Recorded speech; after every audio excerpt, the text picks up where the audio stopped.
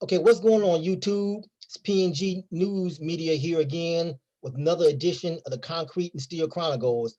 Today I got a special guest coming all the way from Northern California. He's going to talk about what it's like to be an upstate Sureno. So without further ado, Guerro, give us a little intro about, where you from, what city you from, stuff like that. For sure, man. Uh, what's up, everybody? Um, my name's George. I'm also known as Guerro. I was raised in San Jose, California. That's in the upper part of California. And I was running with a street gang called Barrio Sureño Malditos. And started off in the 90s. Okay, so if I'm understanding it, so that's like now traditionally Northern California is a stronghold for the Norteños, but this particular group you was with, they were Sureños. Yeah, that's right. Northern California was strictly Norteños, but in the late 80s, early 90s, a group of Sureños started arising up here for different reasons. My reason was I didn't like the style of the Norteños. Their estilo in the 90s, in the area where I grew up in, was very different. They used to oppress the Mexicans that were barely coming from Mexico. They used to call them scraps, wetbacks. And a lot of those Mexicans were my cousins, friends, family members that were coming. And we started rebelling against the Norteños. I remember in the early 90s in middle school, I gathered up all these paisas, all these Mexicans fresh from Mexico that they were being oppressed. And I told them, hey, man, fuck this shit. Let's get together and let's go against these guys. We're going to teach them not to mess with us. And that's how it all started in my time, in my area. It was just a bunch of Mexicans that were coming from Mexico that were getting oppressed by these northern Norteños, which they were Hispanics as well, but they were born and raised here. They were second and third generation of Hispanics. They spoke very well English. They hardly spoke Spanish. Their parents had good jobs. I mean, and they seen these Mexicans or paisas that were barely arriving from Mexico different, and they would clown on them, punk on them, bully them, and I didn't like the situation, and that's how I started having hate for these Norteños. Okay, all right. So I guess so I was going to ask. So why become a Sureno as opposed to just starting another Norteño hood? How did that come about? Was it just that you all just hated Norteños collectively because of what they were doing and didn't want no parts of them, and that's why you became Sureno as opposed to just starting another Norteño clique? That's a very good question, and I have never been asked that question. But you gotta think back in that time, I was 12 years old. So Okay. my mind was in general, to me, all the Norteños were the same. They all spoke English. They all dressed a certain style. They were all united, and they were just going against a certain group. And I guess right before me, a couple of years before me, there was already Sureños that felt the same way as me. So when I was 12 years old, there was already a couple of Sureño barrios, which was VST, Pokeway, VST, SSP. And these were like 16, 17-year-old youngsters that they were already Sureños. And the Norteños didn't like them as well. So I was like, all right, man. So there's already a group they hate, which are the Sureños. And they also hate these paisas. And the Sureños, most of them, they all spoke Spanish. Their style was a little bit more like ours. They spoke Spanish. They all sport the Mexican flag, the Mexican music. So I identified more with the Sureños. So the Sureños were barely starting as well, which were these other barrios right before we started our barrio, which was Barrio Sureño Malditos, and that's how it all came about. Okay. Now, to your knowledge, I know you were only 12 at the time, but as far as you know, so the Sureños that were there in Northern California, were they actually Sureños who were from the South who migrated, or was it just people up north just took the Sureño name? It was just people up north that took the Sureno name. Everybody that I know from San Jose, the Sureños, they were all from San Jose. They all came from Mexico. One or another at that time was born here. I myself was brought from Mexico when I was a year and a half, 2 years old. So I was basically raised here. I spoke very well English, but all my family, my uncles, my cousins, they were still coming from Mexico when I was 12 years old. Okay. All right. So you all start this barrio up, you know, in the middle, so to speak, in the middle of Norteño stronghold. So what was life like? Were you all constantly getting smashed on? Did they take y'all seriously at first? What was the aftermath after y'all started the barrio up? Well, when we started, like I said, I was in middle school and we were outnumbered by a lot. So we would get smashed on all the time. We would get rushed on all the time. But in that group that I was in my barrio, we were like about 20 at that time when we started. From those 20, there was only like 3 or 4 solid one of us. But these 3 or 4 solid one of us, we had heart, we had pride, and we just were not going to give up that easy.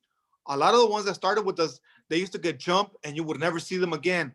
They would move from school, they would stop gang banging. But there was like 3 or 4 of us that we just didn't give a shit if we got jumped all the time. We were just not going to let these guys punk on us. And we were going to do whatever it took to start earning the respect from the Norteños, to let them know that they were not going to punk us anymore. So as long as there were 3 or 4 of us, they were not going to stop us. And at the beginning, that's where the Norteños made a mistake, because they didn't take these 3 or 4 of us seriously. They were like, we're just going to beat them up and they'll quit banging. But we didn't. We started going to juvenile hall, and we used to get beat up and jumped at juvenile hall. We were still banging our barrio. We were still banging Sur 13. Then we started going to the juvenile ranches, boot camps, YAs, counties. And before they knew it, we started growing in numbers. And now in San Jose, there's at least between 12 and 14 Sureno gangs, and they're very strong. We all been to prison. We all came out of prison. We came out with the criminal mentality, with the more smart head to how to organize crime. And now I guarantee you it's too late for the Norteños to get rid of the Sureños from upstate. Before, in the 90s, if they would have took it serious, they could have wiped us out, but they didn't. And now it's too late.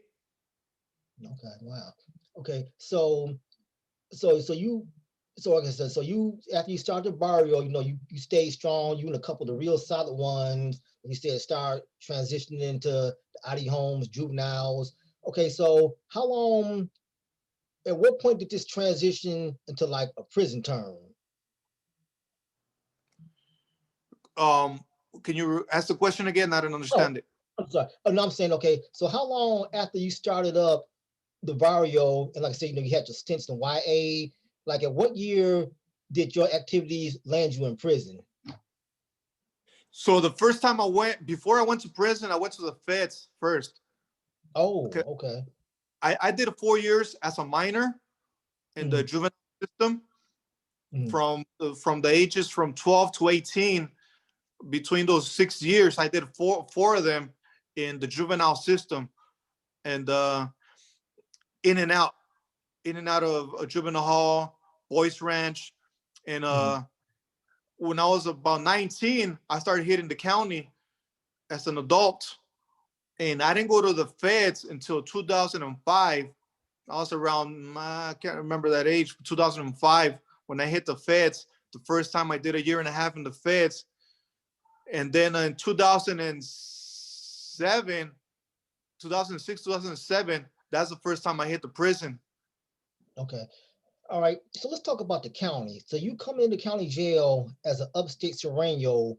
How did the other Sureños look at you? Were you all accepted by like the ones from, I guess, down south? Or what was that experience like? So in my county, Santa Clara County, the county jail, they have the Sureños in one pod. They're completely segregated from everybody. There's nothing but Sureños. And I'm guessing in the beginning of time when Sureños started getting locked up to the county and they hit the general population, I'm pretty sure the Norteños smashed on them, stabbed them, and they did what they had to do. They ran them out of there. And but Sureños kept coming in and coming into the county jail, and the authorities realized that this was something that was not going to stop, that the Sureño numbers were rising, but we were totally outnumbered by a lot. So they created a pod for nothing but Sureños from upstate. We have Sureños from Mountain View, Sunnyvale, Gilroy, San Jose, all over the Santa Clara County. And the pod always had at least 120 Sureños. They were all upstate Sureños? They were all upstate Sureños from Santa Clara. Okay. We didn't start encountering Sureños from down south until we started hitting the feds or prison. All right. Okay. So you move on from the county and you into the Fed. Okay. Now, if I'm correct, there's like levels to the feds, like the FCIs, and then also the U.S. penitentiaries. What level were you on? FCI. FCI. Okay. So you entered the FCI, and so take me through, like, you enter in there, like, what's reception like? Does anyone approach you and ask who you are? How does that whole thing go? Yeah, when I first got there, you roll up with your sheets and blankets and your state issue stuff, and I got to the pod. I remember getting to the pod, and all the inmates started approaching to see the new inmates, and the homies identified me right away, bald headed, goatee, tattoos. They see that I'm a gang member right away, so they started approaching me. And the feds I went to in 2006, around there was no Northerners there. There was only Sureños. The Northerners were segregated. They had the Northerners segregated because they were outnumbered by a lot. They wouldn't be able to walk in the general population there, so they had them segregated. So anyways, I go to the pod, and it's about 15 homies. They get there, they see me, they were like, "Hey, you're a homie?" And I'm like, "Yeah, Simon, I'm a homie." They were like, "Where you from?" And I said, "From Sanjo." And then the little youngsters, they tried to throw some shade. They were like, "But ain't Sanjo up north?" And they tried to throw little shade on me. I was like, "Yeah, that's up north, but I'm a Sureño, and we fight the Norteños over there." And they try to throw kind of a little disrespect, like, "Yeah, that's up north." And I would throw some little shade at them too. I'd be like, "Yeah, that's up north, but we're in the real war. We get down with the Norteños, and the Norteños are still our enemies when we get locked up." I told them, "We don't get down with each other like you guys. You guys fight Sureños against Sureños, and then in prison, you guys are all tight." And I told them, "We don't. Our enemies are still our enemies." And I'd always had a little conflict at the beginning with the youngsters, but the older homies, they were more respectful. They were like, "Yeah, don't even trip, little homie. We got you." And they would help me out with whatever I needed, deodorant, toothpaste, canteen. And they would talk to their little homies, say, "Hey, you got to respect the homies from upstate. They're out in the war zone." And things started changing throughout the years when I started hitting prison later on, and they knew what the Sureños from upstate were about. They started giving us more respect. They were like, "Oh, shit, these guys are out there in the Northern California where the NF, Nuestra Familia, is at. And they're out there banging Sur 13, and they're outnumbered, and they're killing Norteños. And a lot of the Sureños are getting killed, and they still banging Sur 13. They were like, these motherfuckers are pretty down, and they're pretty crazy, and their numbers are growing." So things started changing from the first times us upstate Sureños started hitting the prison system and meeting these Sureños from down south. At first, they kind of didn't like it, but then they started respecting us as the years passed by. Okay.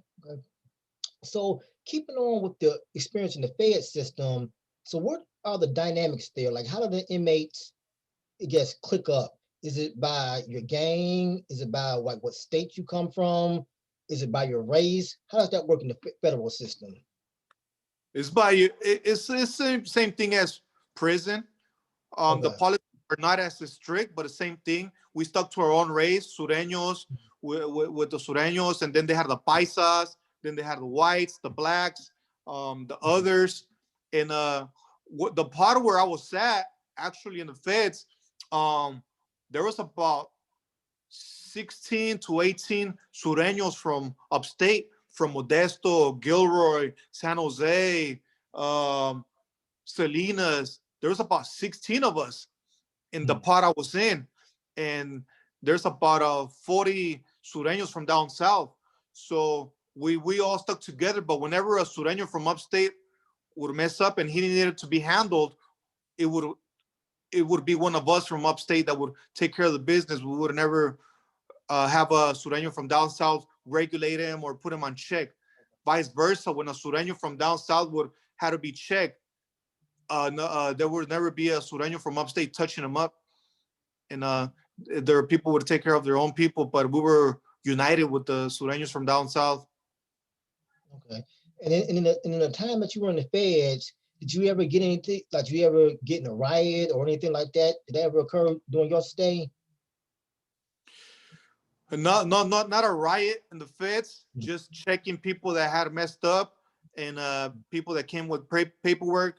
You know, we got involved in some stabbings, and mainly to our own people, to the own Sureños, but not with the other race. Okay, so you're saying that most of the violence took place within your particular group as opposed to between other groups? Yes, that's correct. And the part I was saying, it was maybe 70% of Sureños and then 30% of the other races. So we were outnumbered. Nobody wanted to mess with the Sureños, and most of the problems that happened was between us Sureños. Okay, all right. So you leave. So you do your time in the feds. Okay, so after you leave the feds, where do you go? Do you go back to San Jose, or do you have to go and do state time? No, I went back to San Jose. I got released. Then my time got released, and I get out there. My neighborhood's active. Everything's active in San Jose.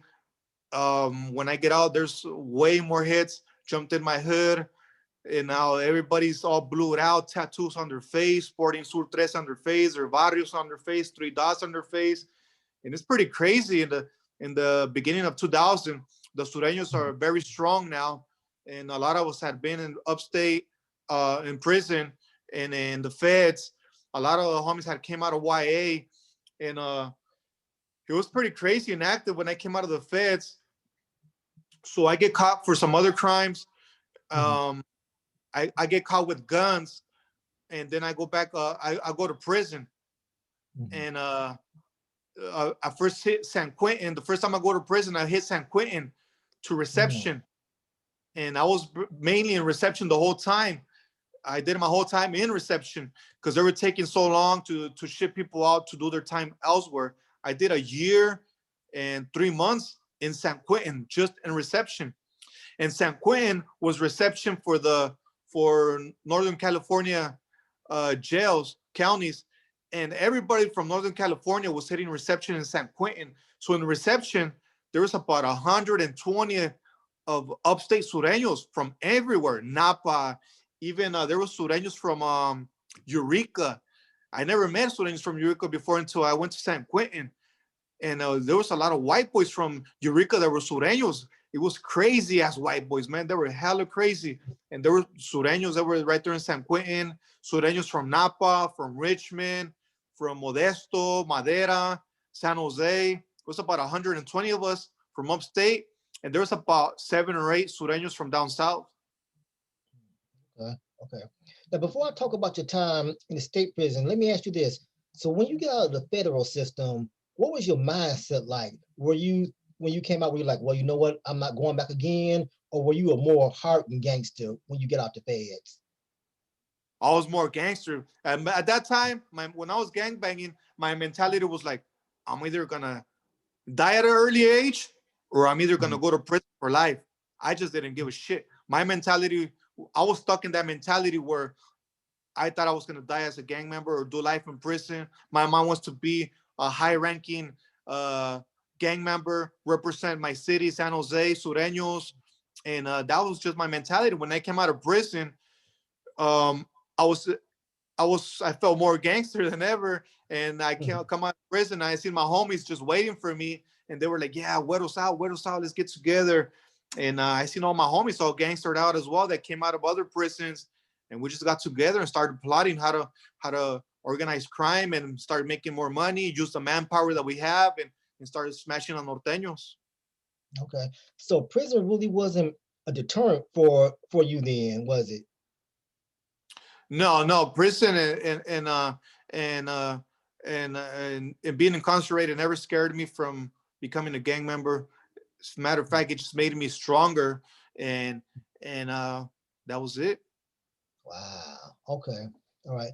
So at San Quentin, all right. So you get so getting back to San Quentin. So when you were there, all right. So the dynamics were really more strict, where it was really strictly, Southerns over here, Northerns over there, blacks, whites. But so how did the car run though? Since it was more northern upstate Serenos, only a few down south Serenos, like who called the shots for the particular car or whatever? Was it an upstate homie or a downstate homie? Yeah, in the section I was in, and it was an upstate Sureno that had ran the car, and that was in charge of the whole section I was in of reception, and basically reception was just reception. It was just homies that were waiting for them to get transferred to the prison that they were gonna do time, but the rules were the same, as if you were already in prison. There was somebody in charge, and it was mandatory rutina, stuff like that, But yeah. And did you see a lot of politicking when you were inside?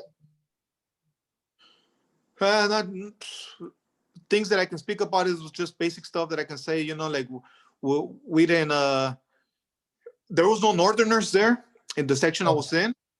There was only Sureños and blacks and others. So with the blacks, the politics has always been no smoking cigarettes from the same cigarette they're smoking in, no sharing bowls or anything, just keep it respectful, what's up, this and that, but no making business with them. And that was it. And but go ahead. Yeah, so we had to kick them out when the time I was there in reception. We had to kick them out because after a certain time at 10 o'clock, everybody has to be quiet. And there was this black guy that after 10 o'clock, he was still making noise. We told him to be quiet and be quiet. So we went and talked to his people. We told him, hey, certain guy at certain time, he was disrespecting program. You guys got to check him. The blacks didn't want to check him. So we had to rush them. And it was, like I said, it was like about 120 of us. And blacks, it was only about 50 of them. So we rushed them. And after that, the COs, that was the first riot I had ever been in prison. And we outnumbered them. We basically smashed on them, stabbed them and everything. And they got kicked out after that. They all got transferred to a different unit. And from there on, there was nothing. The rest of my time there in reception was nothing but Sureños, and they had others, and that was it. And the others were very, very few, but maybe like 7 or 8 of them. That's it. Okay. All right. So within inside of the Sereno car, when you were there, I mean, I know you all were united and stuff like that, but did you see a lot of stuff like power tripping and homeboyism and stuff like that? Not that time in San Quentin. Okay. I didn't see a lot of power tripping. I mean, everybody there was 120 Sureño of us, but there was different ramflas. There was the San Jose ramfla, which at that time when I was there was the deepest. It was about 16 of us, no, about 22 of us from San Jose. And then there was the San Francisco ramfla, which was about another 16 or 18 of them as well. Then there was the Eureka ramfla. It was about 10 or 12 of them. And so on and so on, from Gilroy, Richmond. Everybody had their own car, but at that time we were mostly united. We were united the whole time in San Quentin when I was there. Okay. All right. So you do your 1.5 in San Quentin. So after that, where do you go? Is it back to the streets or to another facility? No, I get released from there, from reception. I didn't even get to go to another prison. They had me there for so long. They were taking so long at that time. I don't know why, but everybody that was there. They were there for like a year and a half before they got shot to a different prison. So I did my time there in reception. I get out. Once again, now I'm out of San Quentin, and we're still out here gangbanging, going at it with the Norteños, and I only lasted about maybe about a month and a half, and then I get arrested again, and then I go back to prison for having a possession of a firearm, possession of ammunition, possession of drugs. So I go back to prison, and this time they send me to Delano Reception Center, and I was there for a few months, and for about 4 or 5 months, and then from there they sent me to Salinas Valley State Prison. Okay. All right. So Salinas, so tell me about your experience there. What was that like? As compared to be, no, I said as compared to a reception center and a full prison. How was the dynamic different, if it was? Yeah, it was different. So when I got to Delano, we were all on lockdown, because when I got there 2 days before, the Sureños got into a riot with the blacks.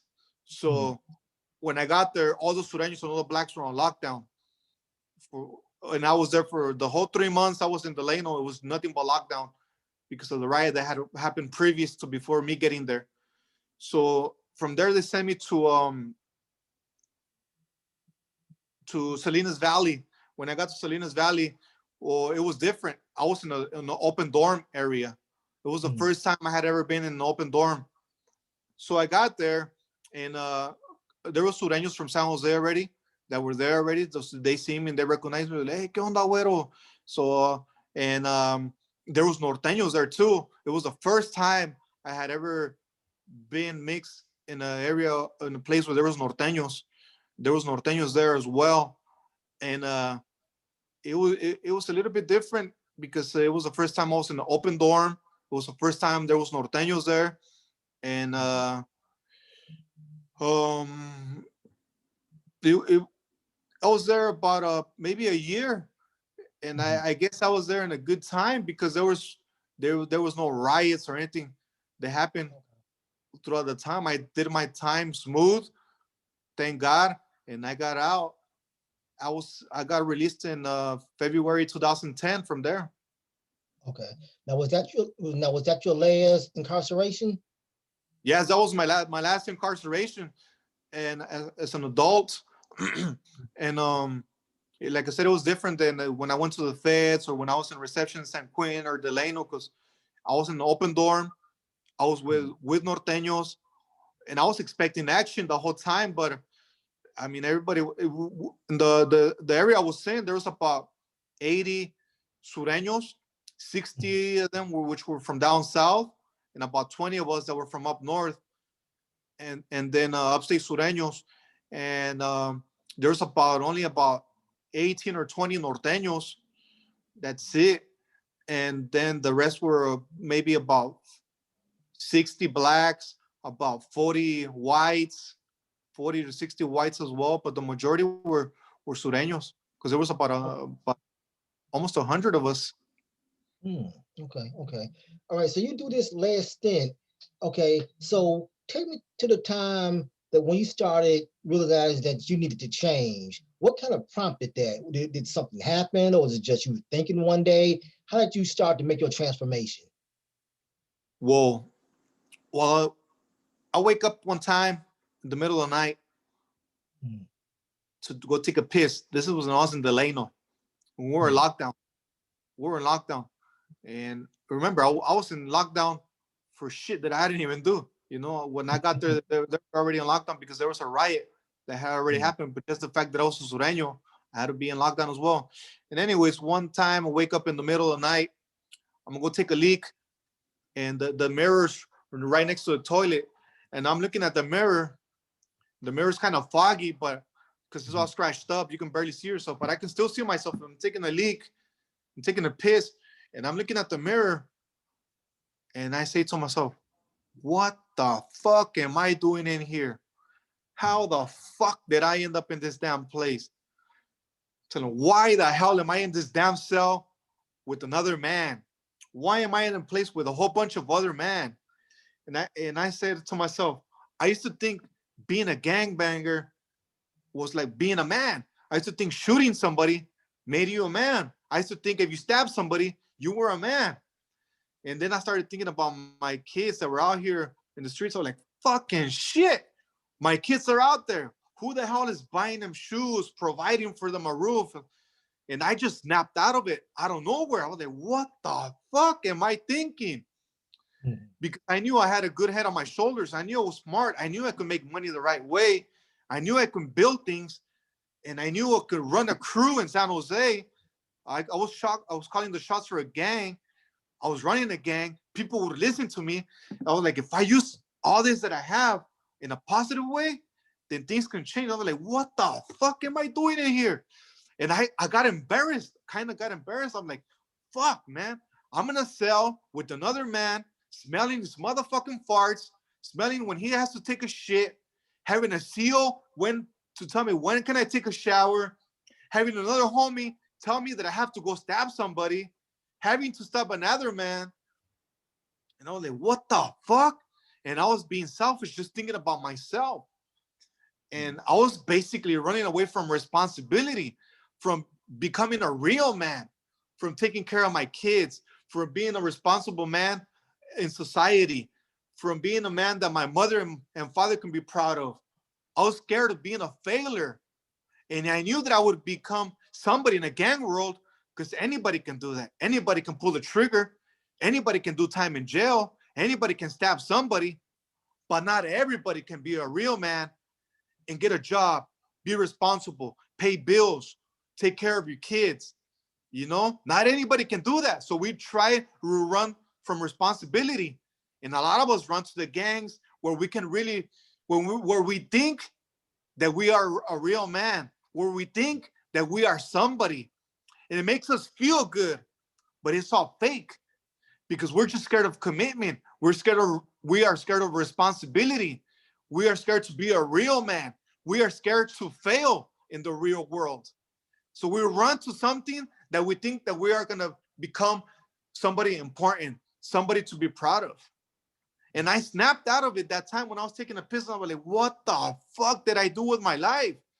And I started thinking about how I became a gang member. And I said to myself, I became a gang member because I was trying to defend my people for a different reason. And I got stuck in that mentality. Now it's all about power. It was all about trying to stab my own people, my own race, because the norteños, they were basically Hispanics as well. And they were stuck in that mentality for different reasons, but we were all running away from something. And we were all trying to be something in this world. And nobody educated us. We didn't have the right people to educate us. And luckily, when I was taking a piss that time, like 2 or 3 in the morning, I saw myself in the mirror. I just snapped out of it. Something dawned on me. I'm like, fuck this shit. This time when I get out of prison, I'm going to try something different. And like I said, I went to Salinas Valley, and luckily everything was running smooth, because I said to myself, no matter what, while I'm doing my time, doing this prison term, if the riots happen, I'm still going to jump in.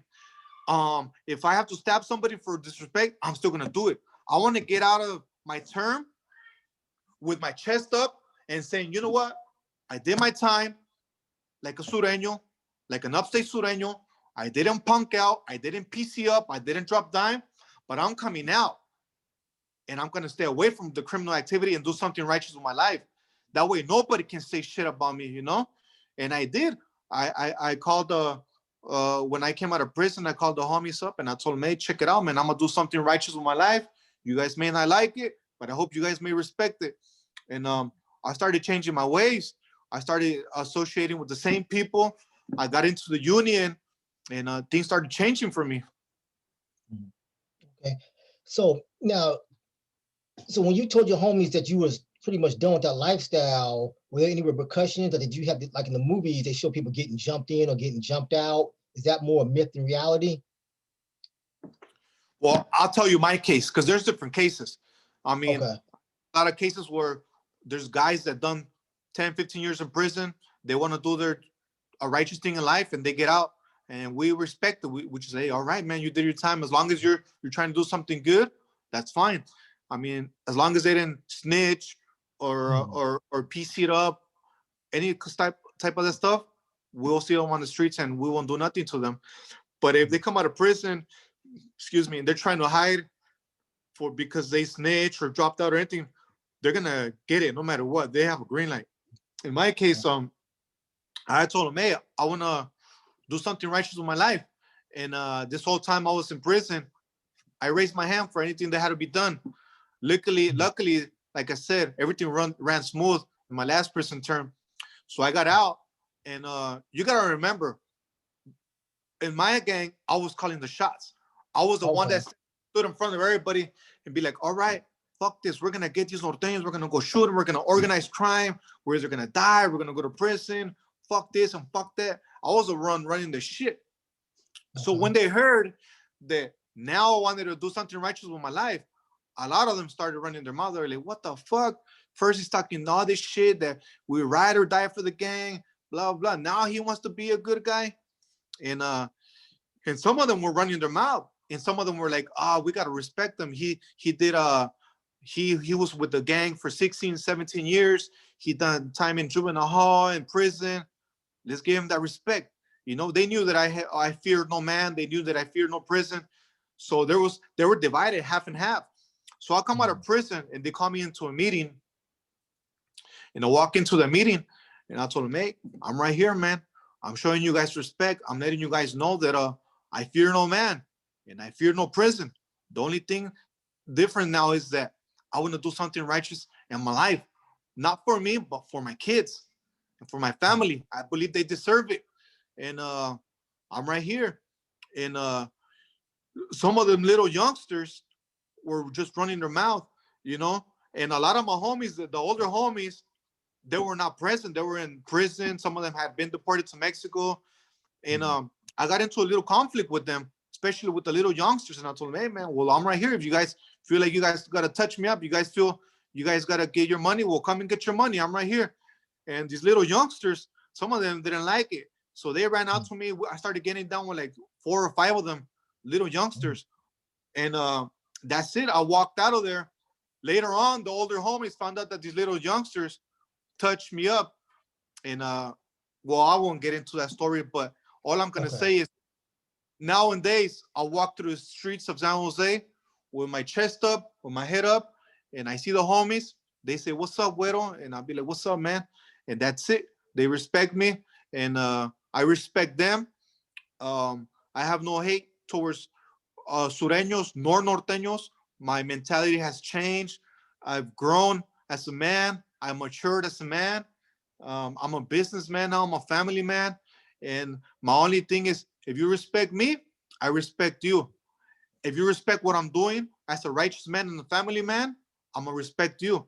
But if anybody has anything against me being a righteous man and a family man, then I don't like them. They're my enemy. I don't give a damn who they are. If they're Sureño, if they're Norteño, if they're black, or if they're white, whatever they are, if they have anything against me being a family man, a businessman, a respectful man, then same thing. I ain't gonna respect that man either, you know, because they don't respect what I stand for.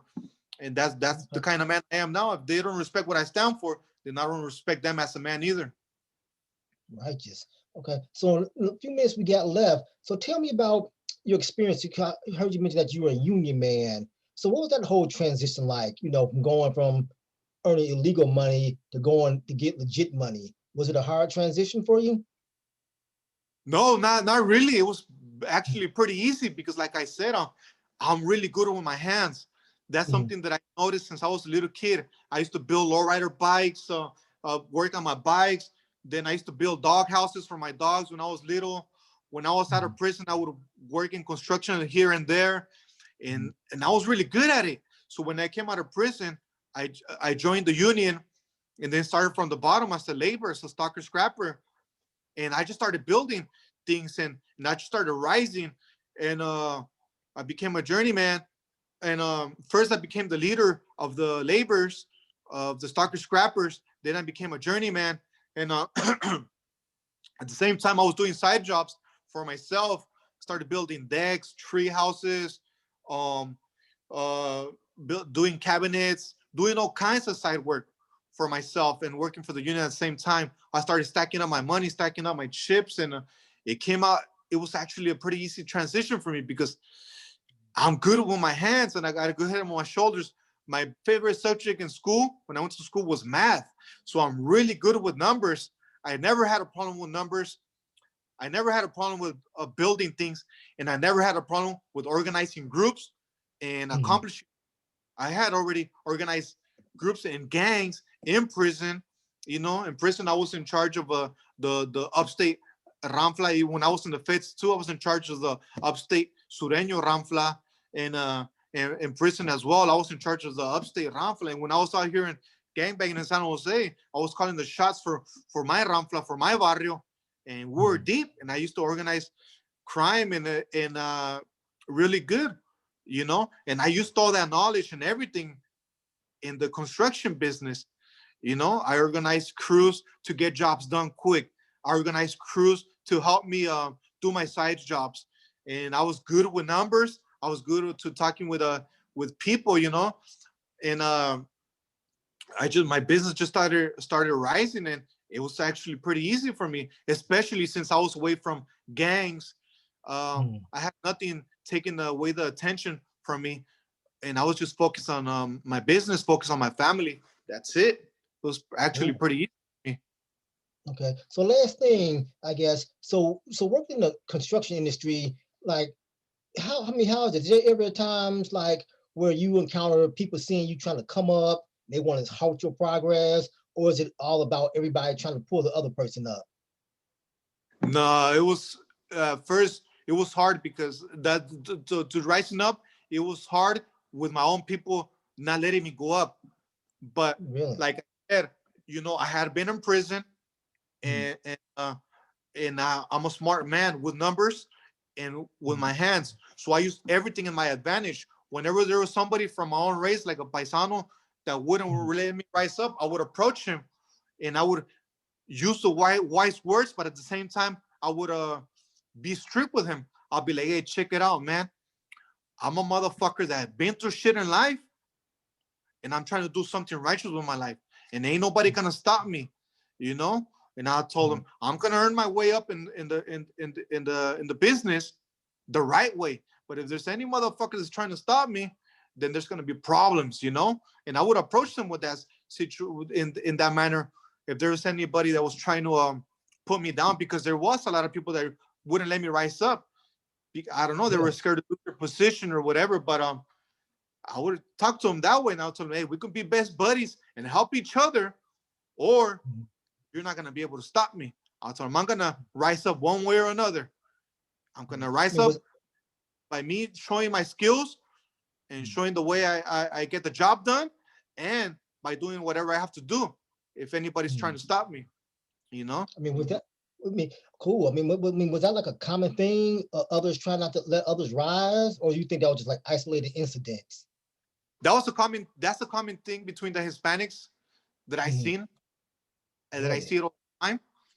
And a lot of that's why a lot of the Hispanics, they don't rise up, because the other Hispanic doesn't let them get up.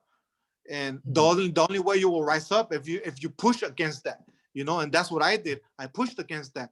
If there was another Hispanic that wasn't gonna let me rise up, I would approach them like in that manner, you know. I would tell them, hey, ain't nobody gonna stop me, man. I told him I was a crazy motherfucker back in the days, and that motherfucker's still in here. It's holding in there. I'm trying to be a righteous motherfucker. I'm trying to do the right thing, but ain't nobody gonna stop me from trying to do good, you know. And I told him we can either be buddies, we can either get the job done, we can either both come up together, or I'm coming up no matter what. And I had to push against it, and that was that. All right. Wow. Well, you've definitely come a long way. I mean, to come from state and federal prison to going to being a journeyman in the union, doing your own side business, owning property. That's I take my hat off to you. That's really wonderful that you've been able to accomplish all that, you know. And I wish you continued success.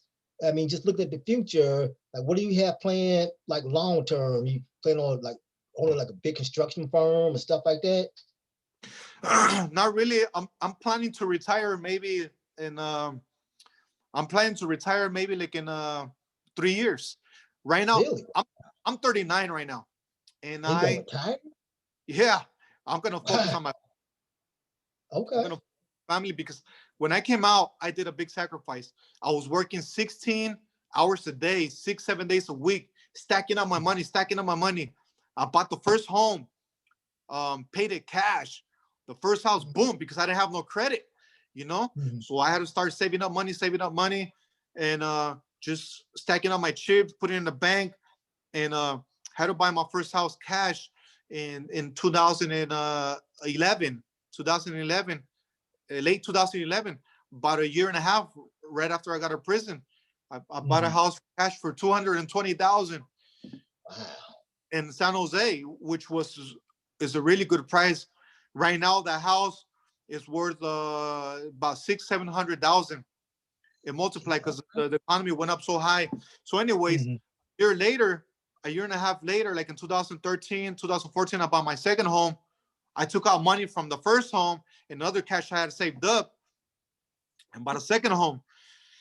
And anyways, I gave that house, I bought it for 430,000, and right now it's worth Mhm. $1 million. So, Mhm. anyways, $430,000 home, I gave $200,000 down payment, and then I was paying the other money, monthly payments. With that house, I'm almost done paying. So I got one house that's paid off, one house that is almost paid off that should be paid off by the end of this year. And I Mhm. just bought a third home. And from this home, I don't know that much. My mortgage is only $1,000, a little bit over $1,000.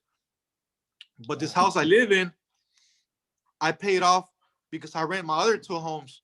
So from the rent from the other two homes, I get almost $9,000 a month just Mhm. from the rent. and Wow. and then my mortgage a little bit over $1,000 from this home, so I still have like about $8,000 left from the other homes, right? Plus my weekly check, and on the side job I do tattoos as well. Mhm. So Okay.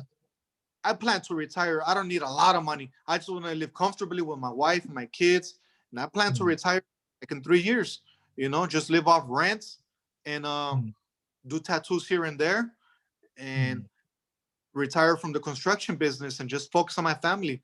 I can be making more money and buying more homes and probably own a construction business, but I'm not interested in Mhm. that. I'm just interested in living in a regular home, having a monthly income, enjoying my wife, and I have 6 kids, enjoying my kids, having a future for them whenever they need help, whenever I need to sell these houses or whatever, you know. Mhm. But I plan to retire in 2 or 3 years. That's it. Man, that's excellent. So anyone who's out here watching this, he's a shining example that, no matter where you came from, with the fortitude mindset, you can push past it. Like I say, he came from federal and state prison to getting ready to retire at 39, where the average retirement age is 65. So you way ahead of the game. I really take my hats off to you. So I guess we can close out here. I just want to thank you for taking your time out your busy day to come on my platform and tell your story. I mean, I really appreciate it. I really enjoy listening to you. And I just want to again say congratulations to you and just keep it up, homie. Yeah, man, appreciate it. And I want to send a message to everybody out there having Go ahead. stuck in the gang mentality. I mean, hey, there's a different life, man. You don't need to continue that life. Um, if you want to still gang bang, that's on you. But just Mhm. know that you're gonna do time in prison. Always have another man tell you what to do, and or die at an early age. And Mhm. if that's what you want to do, then that's on you, man. But if Mhm. you're tired of that life, you can make a change, man. If you're still Mhm. alive and you have a release date, you're still in time to make a change in your life. You can do something positive with your life. You can do something positive for your wife and your kids, man, for yourself. It's hard and it takes discipline, but you can do it, man. There's a lot of us that have made it in the construction business. I've met a lot of norteños, a lot of sureños that took the same route as me. They got tired of gangbanging. They got tired of doing time in prison. They got tired of having another man telling them what to do. And they started working in construction. They started doing their own side jobs. And a lot of them don't own 2 or 3 houses, but they own at least the house that they live in. And you guys can do it, man. All you got to do is just be disciplined. Your mind has to be decided and say, fuck this gang shit, fuck this gang life, fuck all this shit, risking my freedom, risking my life, and just focus on the righteous thing, man. And leaving the gang life doesn't mean that you're not a man. Taking responsibility and being disciplined and being responsible for your family, that's what makes you a man. And you guys can do it, man. I encourage anybody that wants to do it, man. Don't keep thinking about it, just get it done. Snap out of that mentality, grow up, be mature, and get it done, man. You can do it. And that's about it, man. All right, well, on that positive note, we can close. Once again, YouTube, thanks for checking me out. Hit the like and subscribe. Until the next one, see you later.